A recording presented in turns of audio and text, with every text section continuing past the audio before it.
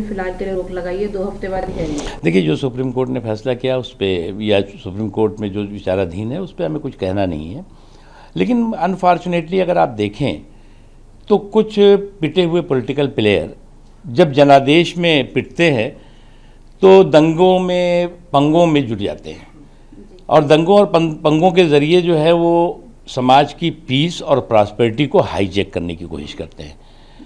हमारे लिए priority piece है, लोगों की प्रॉस्पेरिटी है।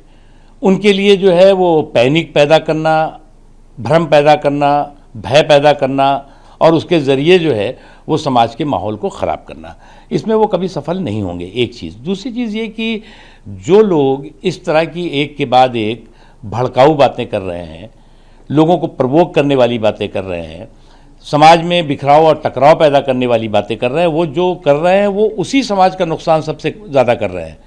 कि साहब सड़क पे उतर जाएंगे तो क्या होगा, ये होगा, वो होगा। आप उस समाज को किस रास्ते पे ले जाने की षड्यंत्र साजिशों में लगे हुए हैं।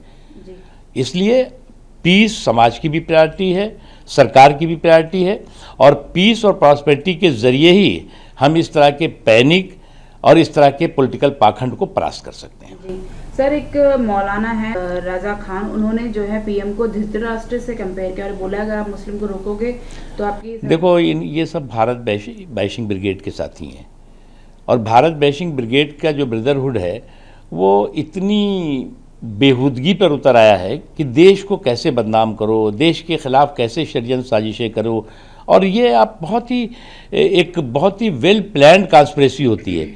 आप देखिए, कभी भी हमारे विदेशी मेहमान आएंगे, आप पूरी 2014 के बाद से अब तक की हिस्ट्री देख लीजिए, अवार्ड वापसी से लेकर के, इंटॉलरेंस से लेकर के, और ये वो सब सारी चीज़ें। विदेशी मेहमान आएंगे तो कभी जो है वो धरना हो जाएगा, कभी जुलूस निकलने लगेगा, कभी कहीं दंगा कर देंगे, कहीं कोई पंगा कर देंगे।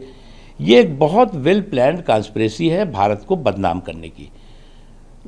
ये मोदी जी को बदनाम नहीं कर रहे हैं, भारत को बदनाम कर रहे हैं, और जानबूझ करके ये एक षड्यंत्र साजिश हो रही है। और जनता जो है वो बार बार, मैंने एक ही बात कही ना, कि जनादेश में जब ये पिट जाते हैं तो दंगों में जुट जाते हैं। जी सर, ममता बनर्जी का कहना है कि हम बुलडोजर चला के डिवाइड नहीं करेंगे, हम लोगों को यूनाइट करेंगे। देखो, बुलडोजर मुद्दा नहीं है, बलवे और बलवाइयों पर रोक लगाना मुद्दा है।